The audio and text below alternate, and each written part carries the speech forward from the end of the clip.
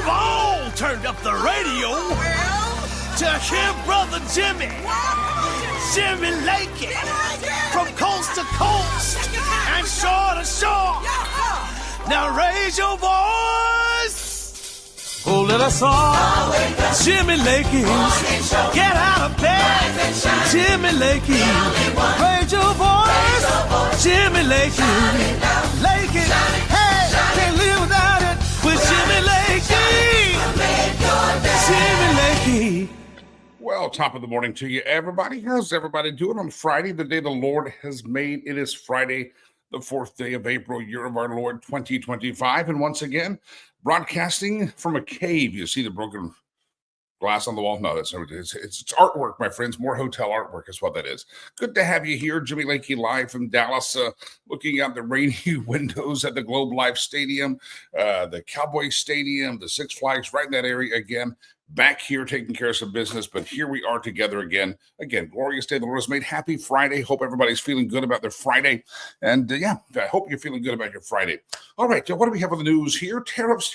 We'll talk more about that here in just a moment. I want to go through some questions for you. We will talk about tariffs, and of course, that's the big news. And are you as freaked out as the media is? It's interesting to hear how the media class and how the investor class are reacting, and yet they go out on some news channels and find people that are actually in industry and how they're reacting. And it's two different things, and we're oftentimes thought that everybody is kind of monolithic on this, but there's a lot of different thoughts on this. So we'll dive into some of the facts on trade and tariffs. And what I think is important is just start to put in perspective the reindustrialization of America, that there are so many things that we can no longer produce here, that if there was a time of crisis, we would be absolutely screwed. Remember back after the COVID, we had so many things that were backlogged in our ports and trying to get in here. And people said, oh, we have a hitch in the supply chain.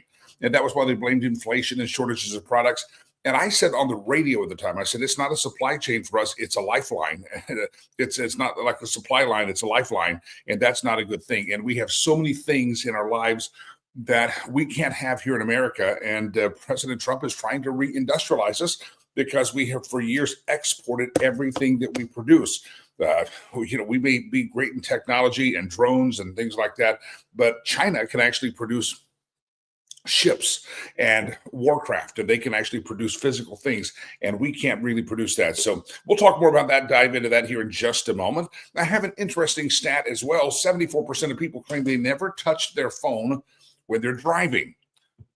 Are they liars? Let me ask the question again. 74% of Americans say they never touched their phones while they're driving. I think they may be lying. Now, I'm not saying use your phone. I'm saying they say they never touch it. It is like not even in mind. If they don't glance at it, they hear beep, beep, beep. They don't look and see who texted them, and they'll check it later. I'm not talking prolific usage. They say they never touch it at all. Let me ask you the question of the day. How many of you can say you, honest to God, do not touch your phone while you drive? And I have to say, I have peeked about a couple of times. Now, I do have mine mounted. It's right up on the right in this kind of an air conditioning vent. And but if it beeps, I'll sometimes twist it just a glimpse to see who is on the notification screen. So I'm not sure if anybody really doesn't touch their phone while driving, but some people say they don't touch their phone while driving. Producer Chad and I were in the pre-meeting and saying you don't.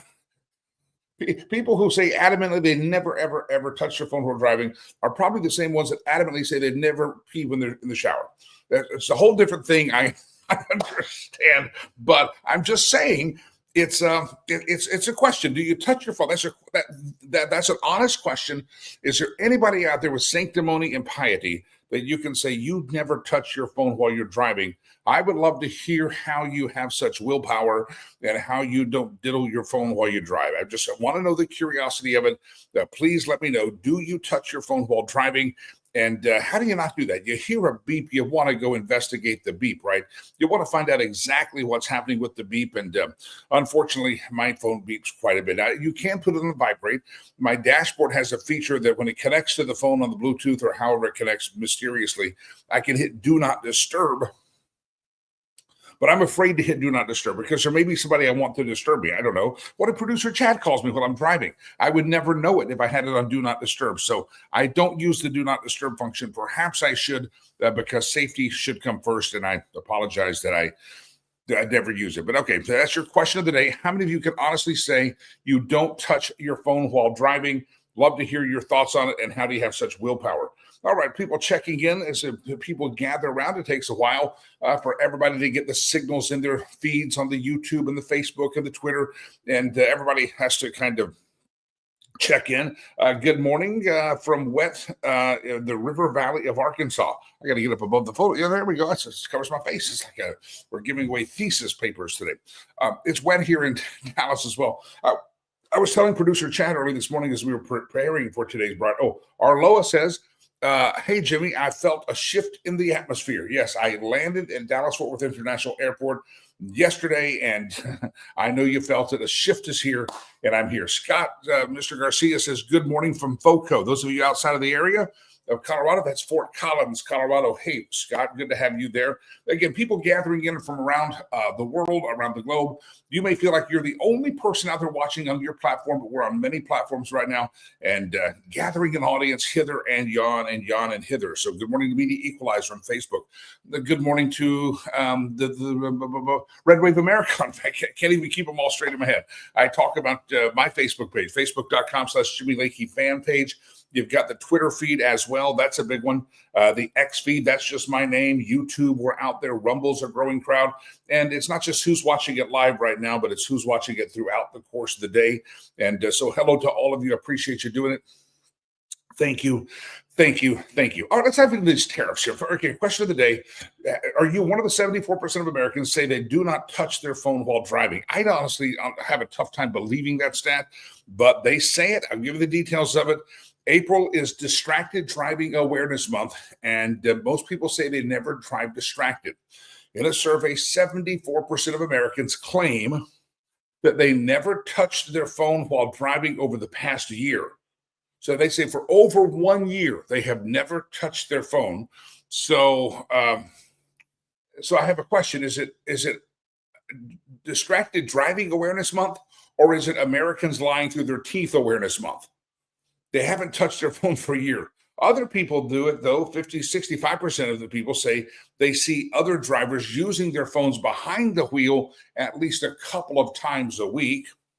I hate that. 89% say they witness speeding at least a couple of times a week. 60% people see people speeding through school zones. 67% of people witness red light running at least once a month. 63% of Americans say that the average driver has gotten worse in recent years, and I will attest to that. Ever since ladies got to drive, it got worse. Oh, sorry. Just joking, Arloa. I'm just kidding. And so, that's the voting. That's when they got to vote. I'm kidding, ladies. I'm jesting with you. That's all I'm doing. And 76% think drivers in their state are reckless, and 65% say they have never driven distracted in their life. The National Highway Traffic Safety Administration says that the distracted driving was the cause of over 3,000 deaths and over 400,000 injuries nationwide in 2024. And so it is Distracted Driving Awareness Month, but 74% of people in America say, I don't drive distracted. I haven't touched my phone in the car in a year, and I'm still thinking maybe they are lying. I'm still thinking it's Lie Through Your Teeth Month. By the way, can I tell you a story here in a bit? I want to do some tariff stuff, and then I'll take some breaks. And Doug Giles is scheduled to be with us this morning. But I do want to tell you a story about driving in a car with the driver yesterday. It's the first time I've ever, I Uber, use the Lyft, I do all that stuff. Sometimes I schedule, it just depends where you're at, but I do all that stuff. And I had a driver that I actually filed a complaint on with the company. I got in a chat and they said, oh my God, we're so sorry. I literally was like, this guy's going to kill us all. He's going to kill the whole world in his car. And I think it all stemmed from this. He obviously had a Lyft permit. It was his name. He matched up with the identity in the car. I don't think he could read the signs. He didn't speak English much other than hola, which is not really English. But he couldn't see the signs of road closed. And so when the road said closed, he kept going because I don't think he could read English. And so it was a bizarre story. I'll tell that story of my life yesterday. You're just lucky I'm here. It's a funny story, kind of, but you're funny here. I actually contacted the company Lyft, is who it was, and let them know that this is probably a driver they might want to pull off the road until he can practice his English. Is what he needs to do. All right, let's go through this thing of this tariffs here in America. Everybody's imploding over the tariff frenzy.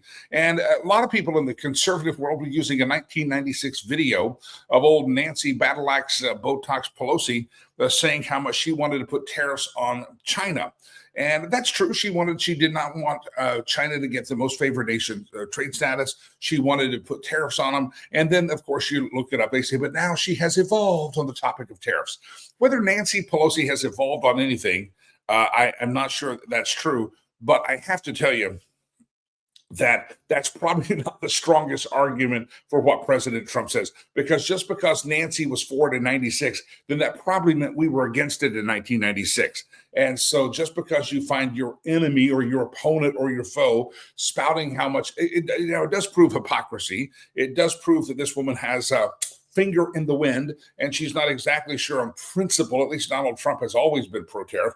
You can find videos of him back in the 80s and 90s talking about tariffs and President McKinley. So at least there's some consistency in philosophy by Donald Trump, and Nancy Pelosi is an old battle axe. We can just say that. But there is interesting. I was just kind of doing a casual observation. This is not formal research. This is Brother Lakey's observation. And I was looking at the people who were reacting negatively. First of all, you had the chattering class, the news class. And of course, most of the news class out there is going to, Donald Trump said it. Oh, we hate it automatically. They're going to automatically hate it, and they're automatically going to try to find someone that their 401k went down yesterday. When in time, we know that 401ks in the stock market consistently over time rise, but you can't take a snapshot of one day or 1 week. So we know that. But the media class, the chattering class, decided to really target on that. So you had the chattering class's reaction to the implementation of this first round of tariffs, and they were freaked out about it, and they were trying to find the people that it harmed and the people that were just being devastated by it. And then you have the armchair warriors out there. I was watching some of the armchair warriors on a casual basis on the internet. And for whatever reason, some people said, my 401k took a real big hit today. This was totally unnecessary. And this was or my companies took a big hit today. They were viewing it from a very myopic, very narrow perspective that, hey, how does this affect me? Not how does this improve my nation? Not how does this affect the nation for my grandkids? Not how does this provide jobs down the future, a year, 2 years, 5 years, 10 years that we don't have now. It was all about me and now. And that was the chattering class out there. And then you had the people that were really just, you have the people that say Trump did it, it's great, Trump did it, they hate it. So you have those two groups of people, and you have the chattering class of people that everybody was focused on me, and this is my 401k, this is my investment. Everybody had that kind of focus, and that was baffling to me. So I just kind of started paying attention and said, well, where are we? What is the the reindustrialization of America? Anybody remember the COVID? During COVID, we realized that a lot of our pharmaceutical products were coming and imported from China. And we realized that if China really wanted to screw America, forget importing fentanyl into our country, all they would have to do is cut off a lot of our pharmaceutical supply. And during COVID, we had a lot of senators, Republicans and Democrats saying we need to get the pharmaceutical companies back here into America so we can be dependent, because instead of having a supply line to China, we had a lifeline to China. And unfortunately, 5 years after the big height of the COVID and that revelation, we still don't have that supply line fixed. We still are very dependent on China and other places for pharmaceuticals. As a matter of fact, there's many of you that are on medicines that are made overseas, that if the foreign country, the foreign entity wanted to cut off our supply, hate to say it, you're not getting your meds. And if it means your death, it doesn't matter. We are dependent on foreign countries. And so for any of the chattering class out there that was saying, well, this was so unnecessary, my 401k took a hit today. Well, if we don't readjust the supply line in whatever way we do it, and we haven't done it for 5 years, we've known it's broken. If we don't readjust the supply line, we are at the mercy of a foreign country, many times an adversary, of ever being able to provide certain things. Did you know this? I didn't know this. There are people there. Matter of fact, the chattering class and the media class that just are outraged by anything Donald Trump did. They never once seem to point out, only I think Fox and Newsmax did, that when President Trump made the Day of Liberation speech, he had people from the United Auto Workers, people that make cars in America, saying, wow, this is going to keep our plant open. We're going to have my son who lost it, we're going to bring production back here. A lot of folks mouthing off from the chattering class about this was so unnecessary, it took a hit on my 401k, don't realize that there's entire communities that have used to produce cars and they don't produce cars, and therefore their standard of living and their life has gone way down. We've become so myopic and so internal focused that we forgot about our brothers and sisters. Here's what I learned this morning. I didn't know this. Anybody remember the show Forrest Gump? And you had Bubba, and then you had the Bubba Gump Shrimp Company. Remember that? Well, did you know shrimpers like that are almost, they're a dying breed in America? Because as much as Americans love shrimp, and I love the shrimp, you can fry it, you can grill it, whatever you want to do, shrimp, dip it in butter, garlic, I love it all. I love shrimp. You know, 90% of our shrimp is imported. We have all those, on the Gulf Coast especially, you have all these shrimpers out there, generation of shrimping boats, but they don't, the price is so impacted by importing shrimp overseas, and they get to import it cheaper that it puts our American shrimping industry out of business. And 90% of the shrimp we have in America is imported from it's not American shrimp. It's not American caught shrimp. Did you know that? And so while the chattering class and the media class is focused on my 401k and the orange man is nasty, did you think about the family that really what they've done for generations is take their shrimping boats out, and now they have boats that they never take out because it's just not cost effective to go get shrimp? What's happened to their family fortune? What's happened to their family lifestyle? What's happened to the next generation of their family?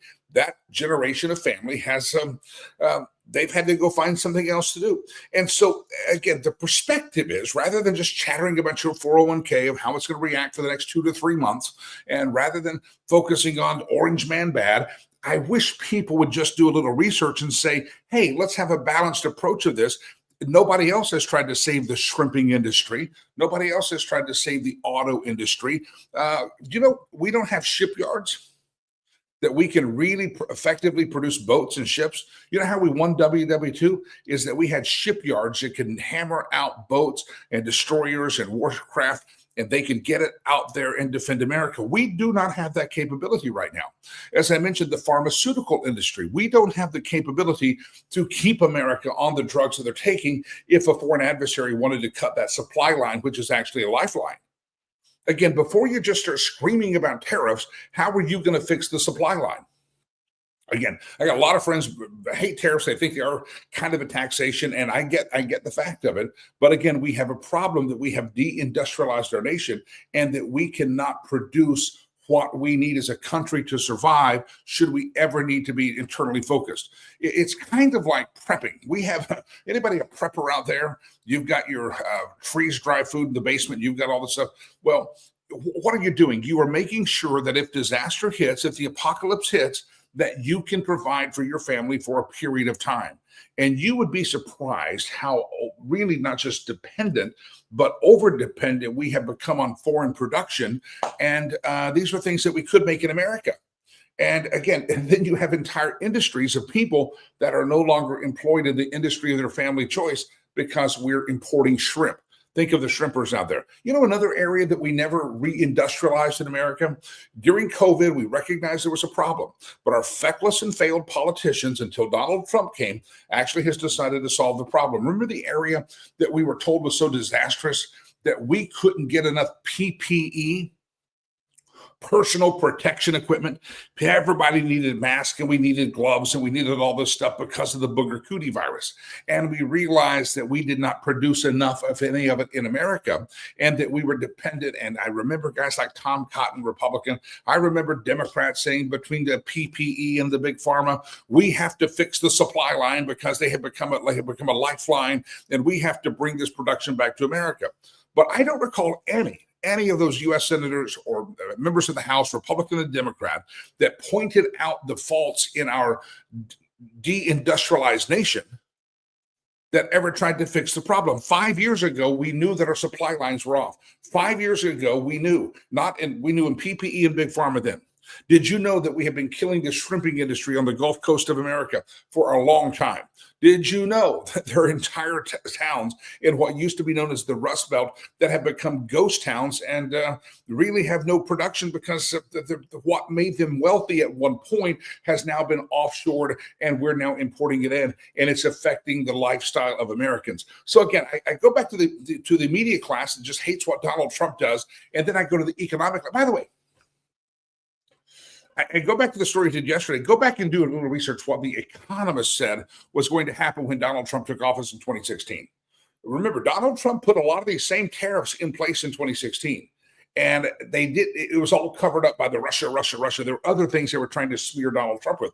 This happened in 2016, not to the full extent, but it happened in 2016. And it didn't seem to faze these people back then. But the ones who did, look up what they said. They said it's going to destroy the economy. It's going to cause costs to go up, and we're dead. And what happened in the Trump administration term one?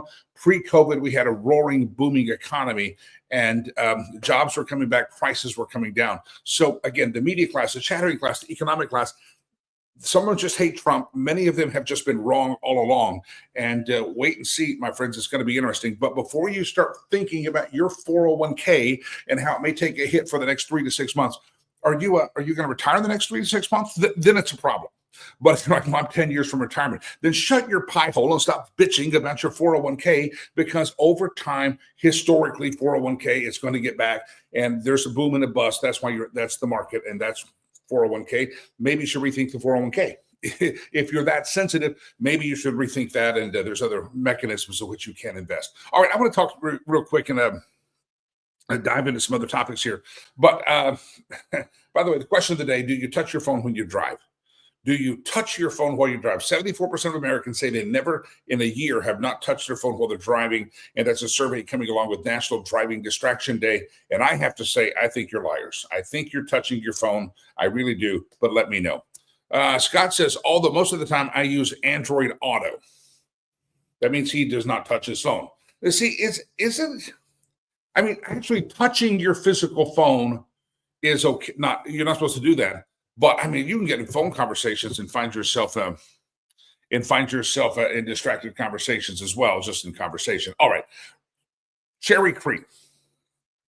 I talk about her all the time. She joined us earlier this week, and we get her back on here soon.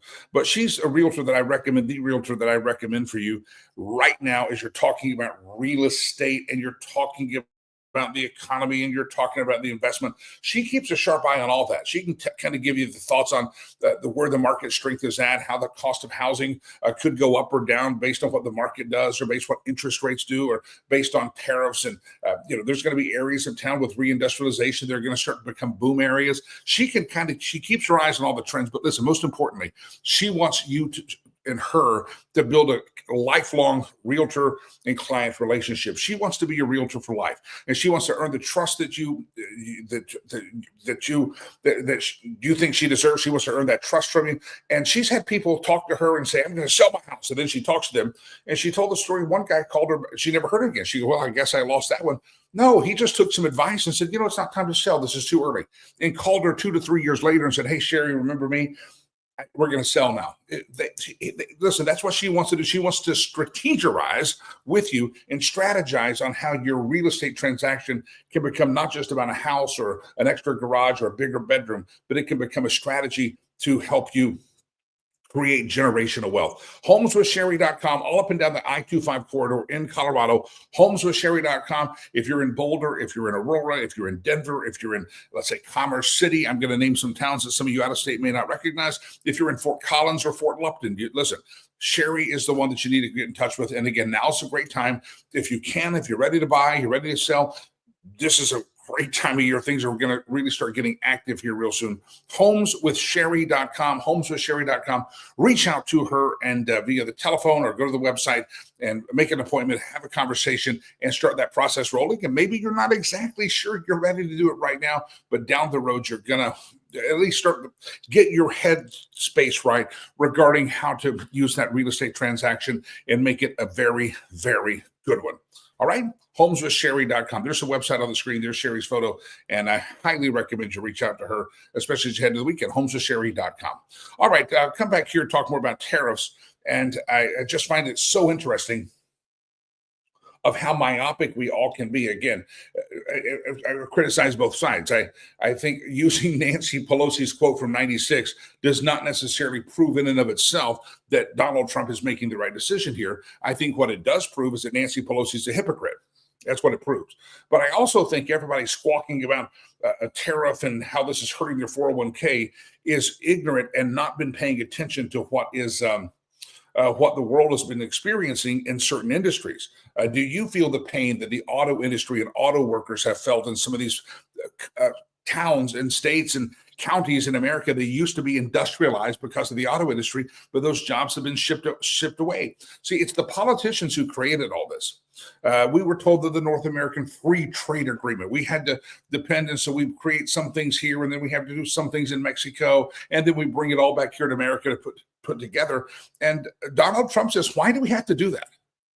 Do we have to do that? Maybe in some cases we have, but maybe we have created what we call this free trade zone or this trade zone, and maybe, just maybe, we have harmed Americans. Again, I go back to that shrimping. When I heard the shrimping stat, we think industrialization and factories.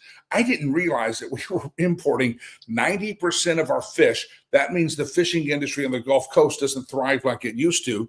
And I'm trying to do the research, and I just was thinking this morning, there's got to be other industries just like that now we import food. And what has happened with the people that used to farm that food or catch that food or raise that food or fish that food, what happened to them? They had to find something else to do. And we never think about that. So again, give me your thoughts in the chat room. All the platforms have these things out there called chat rooms. They have places you can put your streaming comments, and we would love to hear from you on all of those. I have a Patreon page. I'm sure you've heard me talk about it. And on Monday, a very fascinating interview about the assassination of JFK is about to drop there. But we have one that dropped this week, patreon.com/Jimmy Lakey. Some new subscribers yesterday, I believe I saw the notifications come in on that. Thank you, by the way. 7-day free trial. These are interviews that are longer form. They are a lot of times more detailed. Sometimes they're on topics that would get banned on the tube that starts with a U if we talk too much about them. But it's patreon.com/Jimmy Lakey. This is an interview with Dennis Neal that happened this week. You may recognize him from CNBC and also formerly Fox News. And this is him writing a book about Elon Musk. And we'll talk about Elon here in just a second.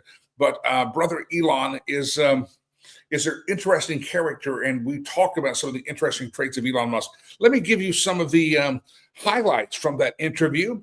And this is Dennis Neal and I talking about brother Elon Musk in an interview. You can find the full in its entirety at patreon.com/Jimmy Lakey. Here's a cut for you. He used to be Orange Man bad. Now it's Elon Man is bad, and they're coming after him. Let me back up. We're going to get into his leadership and his background, but it didn't start just because he endorsed President Trump. It was the Twitter thing, the X thing. Was that the thing that kicked off the hatred? Yeah, you know what? You're one of the few people in the interviews I've done who brought that up, and I think you just nailed it. I think he had 3 strikes in a row right now. And the 3 strikes in a row, one of those was the Twitter thing. And then one was he allied with President Trump. And so he goes through the 3 strikes of how did Elon Musk go from the glory boy of the American left to one of the most hated men that the left can envision is Elon Musk. Again, it went from Orange Man bad to Elon Man bad. Elon Musk is the only immigrant I think that the Democrats have ever wanted to deport. You can be a murderer, you can be a member of Tren de Aragua, and they think you have a legal right to be here in America and even protest in the streets on a student visa. Not going to deport you for that. But if you're a guy from South Africa who saves astronauts, create rockets, and creates industry, and you're actually a leader, the Democrats cannot handle you. He's the only immigrant, I think, ever that the Democrats that the Democrats want to deport and get out of this country. Here's another bit of that interview with Dennis Neal. Again, he wrote a book on Elon Musk. We do a deep dive. I think we went up 45 minutes in the interview talking about all things Elon. And there were some very interesting parts of it. I hope you'll go watch it. It is a 7-day free trial, patreon.com/Jimmy Lakey. So if you don't like what you see, there's 20, 30 interviews up there already just since the first of the year. They're booming out there. And you can go watch all those that I've done in the House of Lakey studio. And if you don't like them or you catch up and you think you've caught up with it, you can unsubscribe. And I hope you don't, because it's $9.95 a month that we appreciate. But you check it out, $9.95 a month, 7-day free trial. Here's another one. Speaking of Elon Musk immigration status, roll this one. I'm a citizen, I think 2011, came here at age 17 or 18 or so after going to Canada first. And we're just absolutely lucky he's here. Yeah, I've said on my live show that he's the only immigrant I think that the Democrats don't want to keep in the country. They want to Yes, the only African American. And you know what? The Democrats have been othering him. They've been referring to him as a South African oligarch. You know, he doesn't understand our ways. I mean, I can't believe they do this to him when they accuse conservatives of doing that to illegal immigrants who come here and break the law. Okay, and they're upset about that, but they do this to Elon Musk. My gosh. But all right, I'll play one more. I'll play one more of this interview. Dennis Neal, patreon.com/Jimmy Lakey. One more of him, and I don't think you want to miss it. This is the one of, let's go, how he went for, did we do this one? I think we did this one. This is free speech. That was one of the strikes against him. He stood up for free speech. And if you recall, one of the reasons that Elon Musk bought Twitter was because Twitter at the time took down a post by Babylon Bee, who we often use in our stolen meme section of the show. And this is Dennis Neal saying, if there's anything we learned back in those COVID days, we just talked about the PPE and the pharmaceuticals, and we didn't learn anything on the political or the production lines. And now Donald Trump's trying to fix some of this supply chain stuff because we talked about it and talked a good game about it back in COVID, and people gave speeches, but we never reindustrialized those industries back here to America. And this is a great reminder as well that a lot of us, a lot of you, a lot of people were afraid to stand up, afraid to criticize the little effort, afraid to tell your politician to go pound sand, afraid to call your tyrant Governor Polis a tyrant, Nazi-like dictator. I mean, you know, we were afraid to do it. And this is Dennis Neal saying the lesson you can learn from Elon is that free speech is paramount. Free speech is a top priority all the time. This is, again, the Dennis Neal interview with me, patreon.com/Jimmy Lakey. Go subscribe, 7-day free trial. This is another snippet of that interview. Speech is everything. Stand up and be heard, because when the nation was going crazy, not enough of us stood up and pushed back and said, wait a minute, we're afraid of being canceled. That's why we didn't get online. That's why we didn't challenge any of that, you know? And lesson 7 says on the media, they are just shameless shills. Just don't even bother with them. And that's the way he operates. And I think it actually lets him be more effective because he's spending less time getting distracted from what he wants to get done. So we kind of picked up with the story. We started with Twitter, and that's how we all of a sudden knew that Elon had opinions. And so you get the idea. We kind of dig into the Elon you know now didn't just pop up when he became a Donald Trump fan after the assassination attempt. The Elon we know now was a brewing and growing creature, not just what we always thought kind of behind the scenes, a mad scientist creating companies, but he had a way of thinking. And if you understand the root of Elon Musk, then you can understand Doge a heck of a lot more. If you understand that Elon believes that the universe is always shortening code, and that when he programs, the code is always, maybe have taken this much code, and every time they rewrite it, viruses do this. The COVID virus got shorter and shorter and shorter.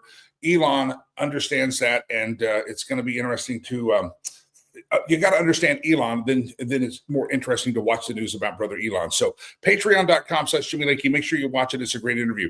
On the tariffs, we're back here going through the tariffs, moved unions to vote for the middle right moving forward. And I love Elon.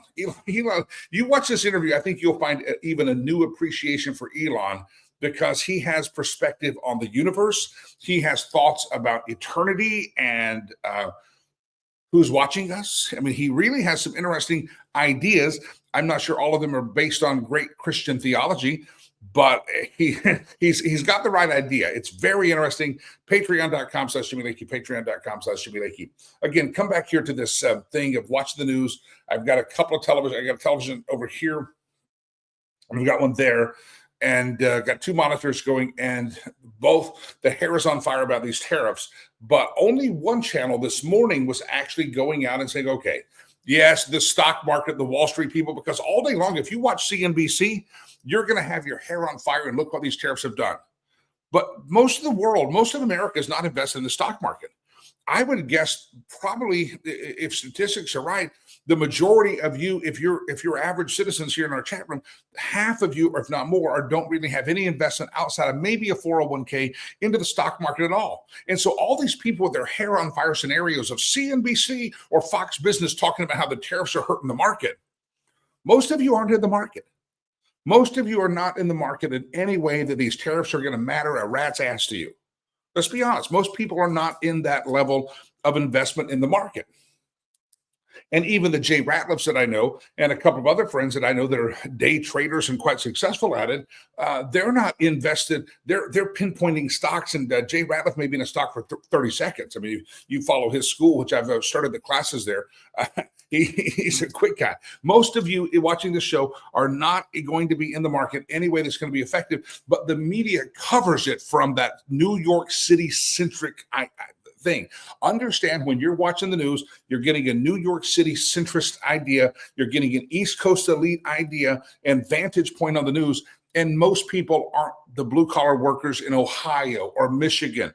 And Joseph was right. A lot of those blue collar working class Americans came back and voted for Donald Trump because they knew that Donald Trump was going to put tariffs on people. And why was he going to put tariffs on people? He was going to put tariffs on people because our import of these had driven these guys out of business. Again, go back to the shrimping industry. Did you realize that over 90% of the shrimp that you eat on the table at the restaurant does not come from people at the Bubblegum Shrimp Company? That's being imported from other countries because we have allowed unfair trade practices. And here's something I want somebody to explain this to me. We're taking a commercial break here in a second, but I want somebody to explain this to me, and I mean this sincerely. I have heard a couple of people, and I've seen it online, and people say, this could be the start of a trade war. President Trump has unleashed a trade war. Aren't we just responding to the trade war? I mean, think this through. Again, you can love tariffs, hate tariffs, I don't care. But if someone's charging us 50% and we're only charging them at 10%, by a delta of 40%, they're warring against us. Can you not argue or see the fact that the trade war has been declared against the United States of America? And now we finally have a president with the cojones that says this is kind of unbalanced. If you're going to charge us 25%, why don't we charge you 25%? That seems to be common sense. But for some reason, even the breadth of that, because they hate Donald Trump, they have to say, no, they have to say that he's creating a trade war. I don't see how that's a trade war. I think the opening salvo has already been waged, and he's just responding.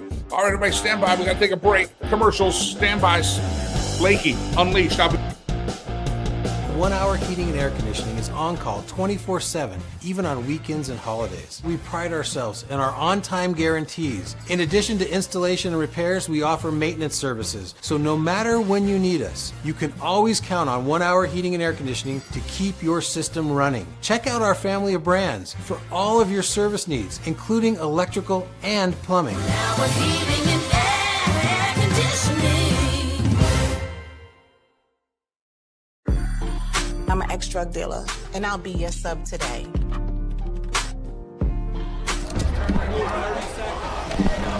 Two milligrams of fentanyl can be lethal. A lethal dose is in here. Who gets it, I won't know. It's cheap, it's potent, and it's profitable. The sad reality is, fentanyl is being mixed into everything now. More kitchen now.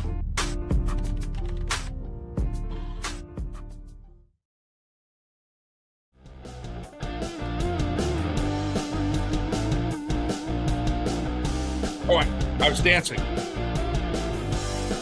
don't know what kind of dance that is. I'm not quite sure. I apologize for that.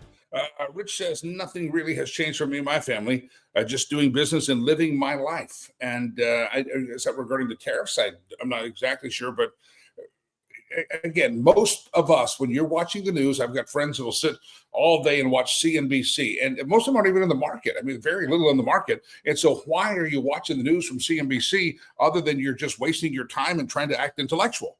If you're not in the market, get out there and figure out what the real world is saying, not what Wall Street's saying.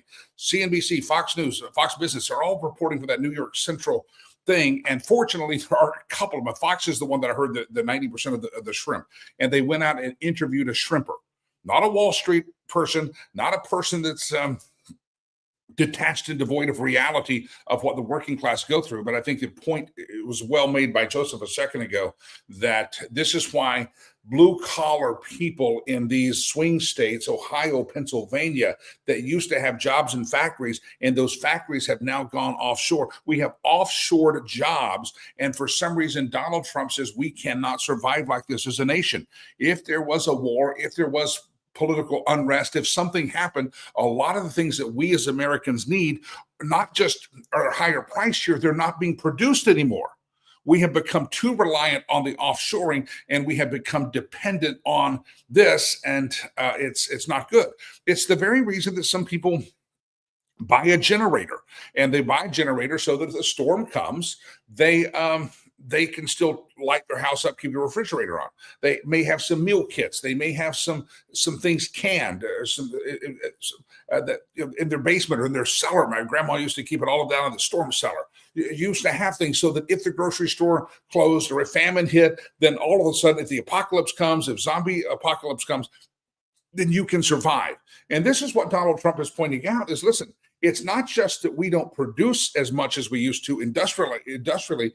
We can't. They're shut down. They have bordered up. And he says, we've got to get production back in America. And and people say, well, I always hear this about Trump. I like what he does. I like it. I just don't like the style he does it. Well, if you like it, why hasn't anybody else done it with a different style? They haven't done it because they don't have the cojones to do it. And that is unfortunate. All right. We had a question on the show yesterday. And the question was, do you favor proxy voting? And this was brought about by a lady named Mrs. Luna, a Republican from Florida.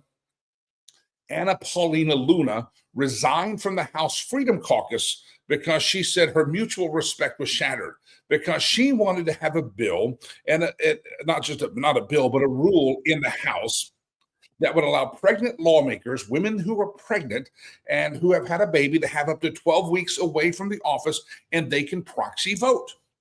And I said, boy, this opens up Pandora's box. This is not just because we have the technology now to do this. I don't like it, because then what happens when you get a Pete Buttigieg out there that thinks he needs to go home and nurse his baby that he adopted? So does he get 12 weeks off? So I have to say that I'm against it. I got weird audio coming here.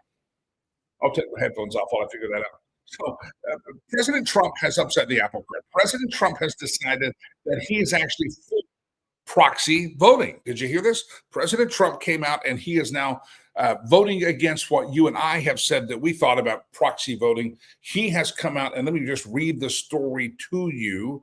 It's from the New York Post, that Trump supports proxy voting. He says, I don't even know why it's controversial. So you and I spent a whole day yesterday making it controversial, saying it's controversial, and President Trump says, I don't think this is controversial at all. If you get a proxy vote, proxy vote. He has no problem with it. What do you think of that, my friends? Anybody surprised that President Trump has that thought on the proxy voting? Is it controversial? Do you think it has any controversy at all? He says, I'm going to let the speaker make the decision, but I like the idea of being able to, if you're having a baby, I think you should be able to call in and vote. President Trump said this aboard Air Force One. I'm in favor of that, but I understand some people aren't, he said.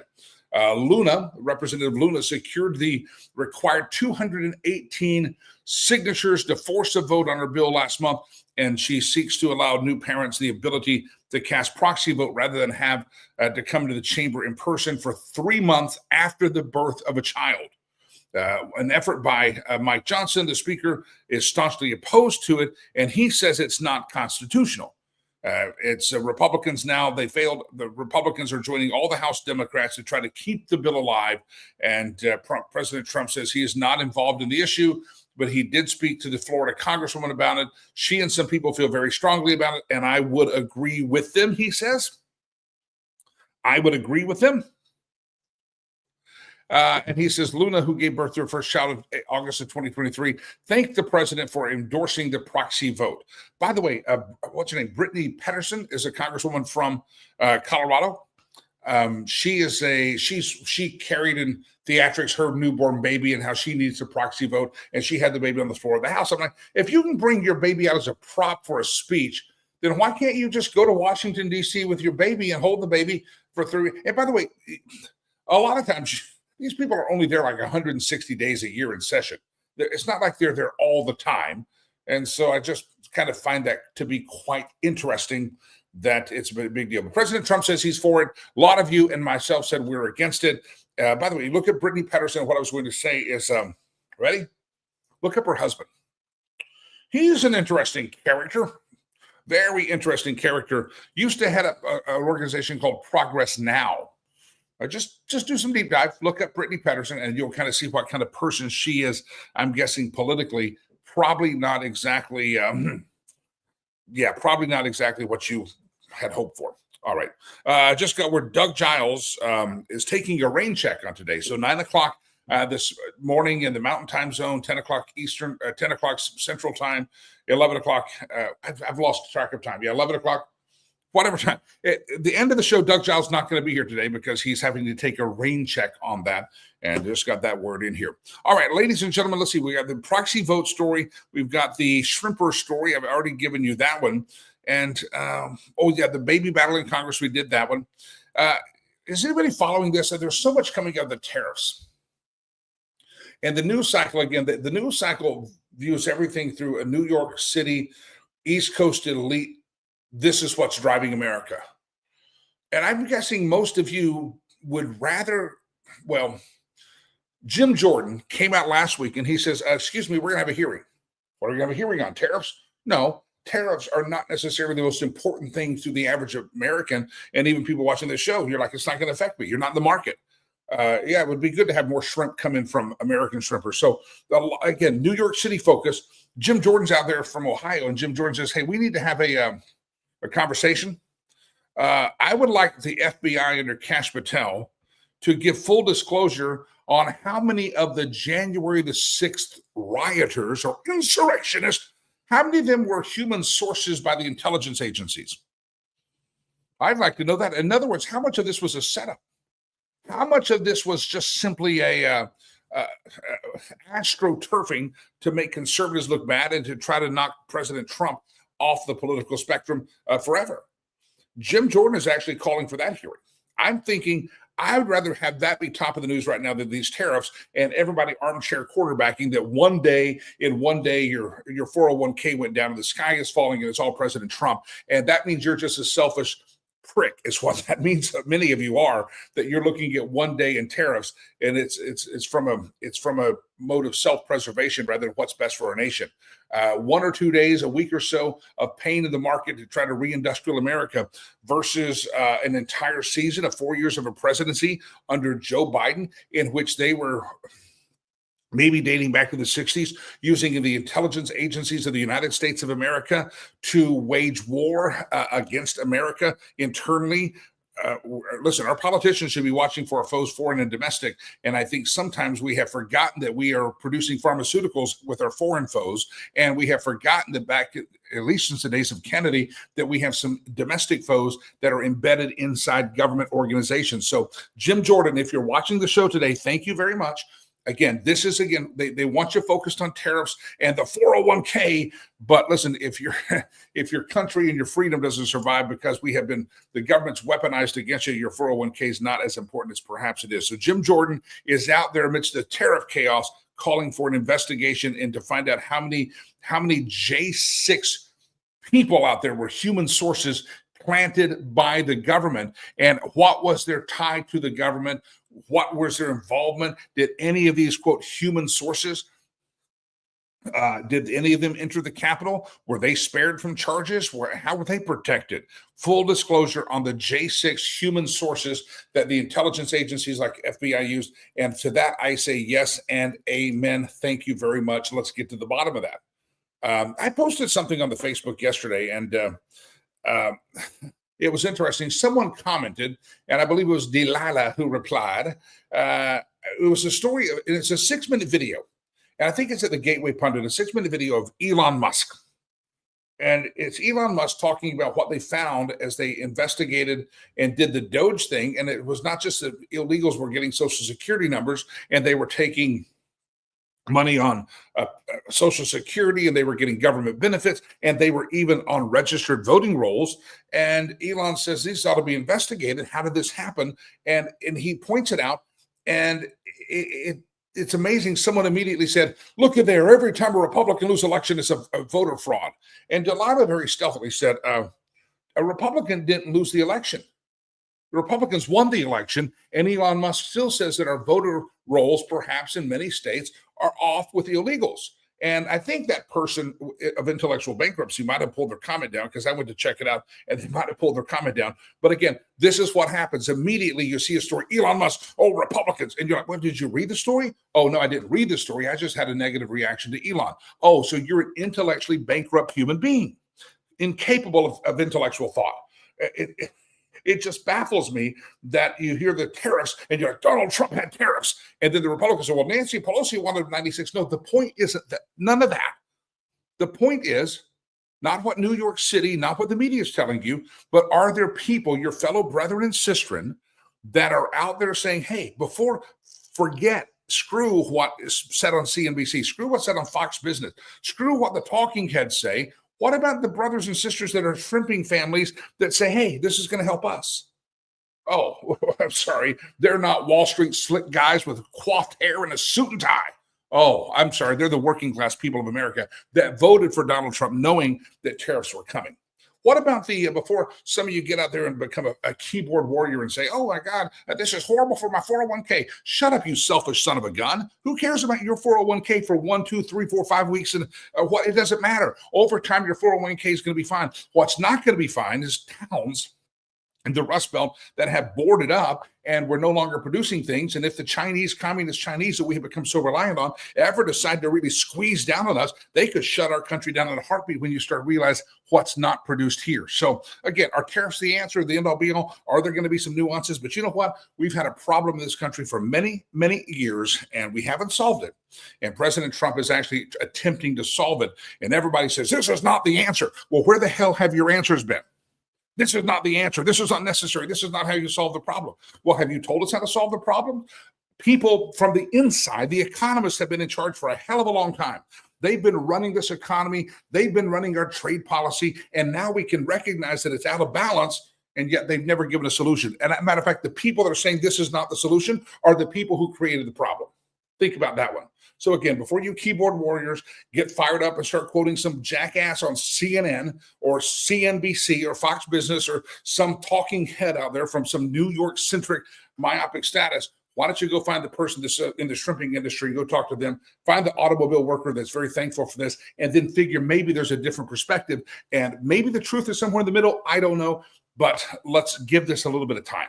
All right, it's time to play Meme Roulette on a Friday edition of the show. I also want to remind you that our charity, Rivers Promise, is in need of you. First of all, on May the 17th, so we're just about a month away, it's our Rivers Promise Casino Gala, and we're in need of you to have a butt in the seat. You need to get registered for this. It's casino games. If you ever gone to Vegas and you feel intimidated, like I'd love to learn how to play craps, we'll have a craps table there, maybe two. And there'll be teachers there because you're going to get, for admission, you're going to get some fake chips, right? And you're going to go play. They'll teach you how to do these things. If you want to, it's really more educational and fun. It's all for fun, and it's all for charity. It's our casino gala. It's at the Omni Interlochen Resort in Broomfield, Colorado. That's just not far out of Boulder, not far out of Denver either, but it's safe, and Trinidad Aragua is not nearby, so it's good. And it's going to be a fantastic event, live music, casino games. There's even going to be a poker tournament there that it's all for charity, all for fun, and it's going to be a great time. It's presented. Our top sponsor. This is Budget Home Supply in Longmont.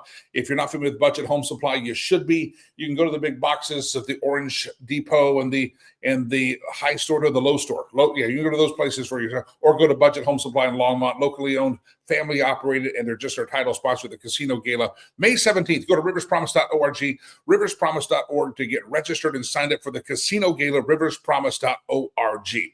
All right, here's what we're going to do at this point. You ready? Meme roulette. And I don't have anything to spin except I'll spin the pink pen. How about I got a pink pen that was in the hotel room? Ready?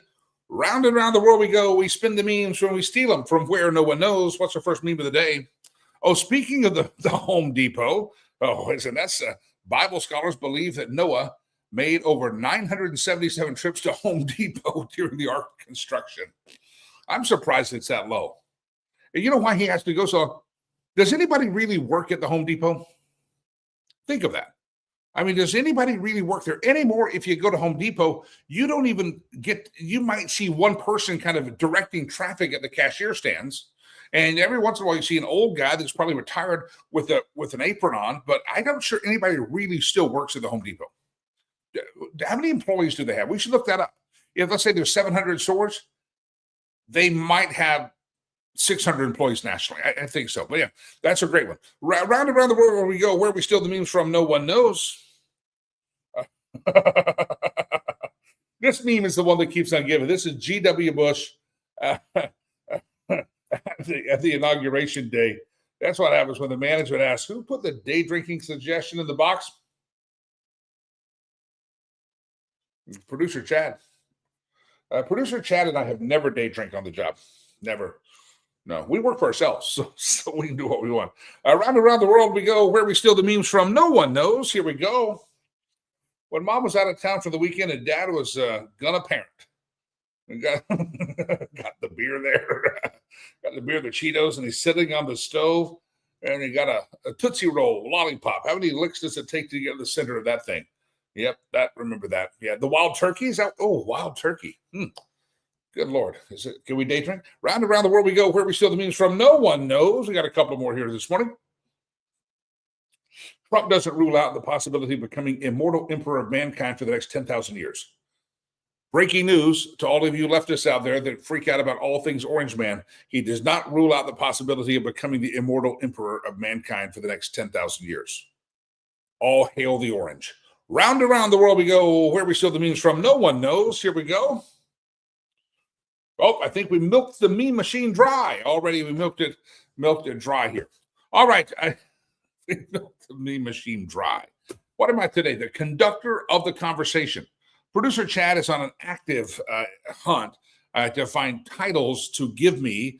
And most of the time I forget to check until the end of the show. And then I see them. So I'm the conductor of the conversation. You're welcome. Anybody like the hat? The fedora or the other hat that I have doesn't pack well when I travel. And so this one packs down the thing. So I like to wear the brand since it's not on the walls behind me. All right. Chad says, producer Chad said, is that a map of Dallas? I said, I don't know what that is. It's hieroglyphics. I think if you scan it with your phone, it probably brings up dirty pictures or something. I don't know. Arloa says, I love Jim Jordan. Well, Arloa, glad you joined the conversation. Jim Jordan was a long time ago. Now you're caught up with us. That's okay. She was still. Joseph says, my XRP crypto seems to be doing great. I'm serious. We're gonna wrap up here, but I gotta ask you. It's amazing to me how many people are freaked out about this. And I asked one person, I knew a person freaking out. I'm going to try to protect the names. Freaking out. Oh my God, the market really took a hit today. And I said, do you think they're really even in the market? And they weren't in the market. They had 401k. They were not in the market. So again, getting all worked up over nothing and things that don't pertain. Because why? Because they're media overlords. Because many of you get programmed by the Mockingbird media. You're getting programmed and told you're supposed to be pissed off about this, and maybe you're not supposed to be pissed off about that. Maybe it's not that big a deal, but you have been told that you're supposed to be pissed off about it. Stop it. Stop letting them dictate what makes you angry. Start looking at the reality of what's happening around you. Question everything you hear on Fox. Question everything you hear on CNN. Question everything you see on CNBC and say, why are they telling me I'm supposed to be so pissed off about these tariffs? Well, because the guy from New York said so. What did this shrimping fisher or the shrimper say on the Gulf Coast? What did the automobile worker? What about people like you? What are they saying versus what are the guys with $16 million television contracts saying? Maybe that's who you should listen to more and more and more. All right, everybody, I'm going to cut it off here for the day because it's Friday. I'll be back at the House of Lakey on Monday. I'll be back there, flying back home to Colorado. But if you're new to the program, thanks for joining us. I'm normally not sitting in a hotel room doing the show, but for the next few weeks, I will be at least once or twice a week. So thanks for the patience. I need to get a pop-up banner I can travel with, and then I'll have that on it right there as well. Hey, everybody, don't forget, Jimmy Lakey is the Patreon page. That great interview drops Monday about John F. Kennedy, and Lee Harvey Oswald did not shoot JFK. That's an interview that drops Monday on the Patreon page, patreon.com/Jimmy Lakey, 7-day free trial. And also, my friends, don't forget the Elon Musk interview is up there right now, patreon.com/Jimmy Lakey. 7-day free trial, nothing to lose. I'm off with an umbrella into the rainy area of Dallas. No tornadoes, though. I think they're further north. Be safe. I'll see you Monday. God bless you. God bless America. Don't forget Facebook.com/Jimmy Lakey fan page. Twitter, Truth Social. I'm out there. Just look at my name. Love you. See ya. Happy day.